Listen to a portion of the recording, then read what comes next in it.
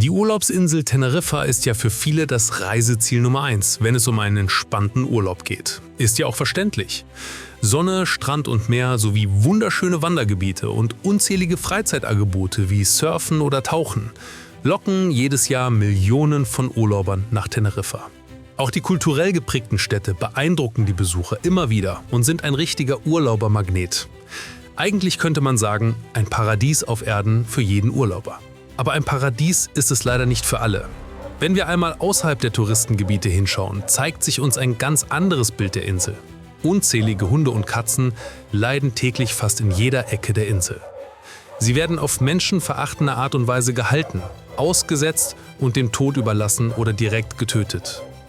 Für Hunde und Katzen ist es die Hölle auf Erden. Auch die Tierheime sind kontinuierlich überfüllt und von der Regierung kommt keine nennenswerte Unterstützung.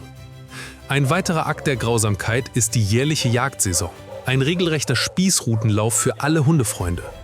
Wenn die Jagdhunde keine gute Leistung erbringen während der Jagdsaison, werden sie einfach ausgesetzt oder meistens getötet.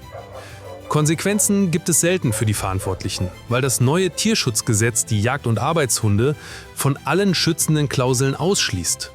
Dadurch haben auch die Jäger einen Freifahrtschein, um mit den Hunden machen zu dürfen, was immer sie wollen. Schreib uns einmal deine Meinung in die Kommentare. Welchen Sinn es hat, ein Tierschutzgesetz zu haben und dann die am meisten betroffenen Opfer davon auszuschließen? Diese Umstände sind leider in ganz Spanien alltäglich und nur in seltenen Fällen wird es publik gemacht, wie im jüngsten Fall in Badajoz, wo ein Jäger 32 Hunde über mehrere Monate hat verhungern lassen. Laut spanischem Strafgesetzbuch sollte Antonio Sanchez für jeden toten Hund mindestens zu 2 Jahren Haft verurteilt werden. Die Wahrscheinlichkeit, dass er aber nicht ausreichend oder überhaupt nicht zur Rechenschaft gezogen wird, ist leider sehr groß, weil viele Menschen in Spanien Hunde und Katzen noch immer als Objekt und nicht als fühlendes Wesen betrachten. Auch die extreme Population der Katzen interessiert die Regierung zum aktuellen Zeitpunkt nur wenig. Tausende von Katzen leben auf der Straße, ohne medizinische Versorgung und ohne Nahrung und Wasser. Wir von Life for Dogs wollen das langfristig ändern.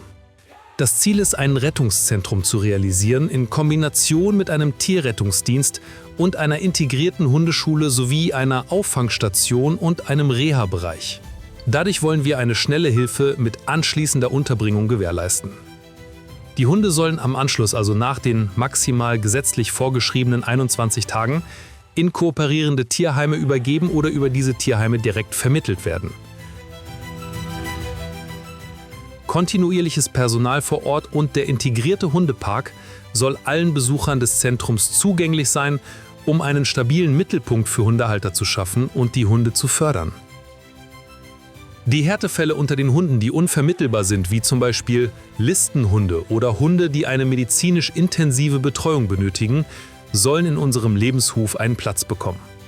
Für die schutzbedürftigen Katzen wollen wir eine große Katzenkolonie inklusive der dazugehörigen Auffangstation realisieren, damit auch sie ein sicheres und liebevolles Zuhause haben. Dieses Mammutprojekt können wir nicht alleine umsetzen, sondern nur gemeinsam Realität werden lassen. Uns ist selbstverständlich bewusst, dass es mit der Rettung und der Unterbringung nicht erledigt ist. Es ist schlicht und einfach ineffektiv, nur gegen die Auswirkungen zu kämpfen und die Ursachen zu ignorieren. Darum soll das Zentrum ein Treffpunkt für Hundehalter sein, sowie eine Anlaufstelle für alle Fragen rund um artgerechte Haltung, Training, Mensch-Tier-Beziehung und Bewusstseinsförderung. Auf diese Weise können wir in unserem Zentrum zielgerichtete und effektive Aufklärungsarbeit leisten. Das schaffen wir aber nicht alleine und genau das ist unsere Bitte an dich.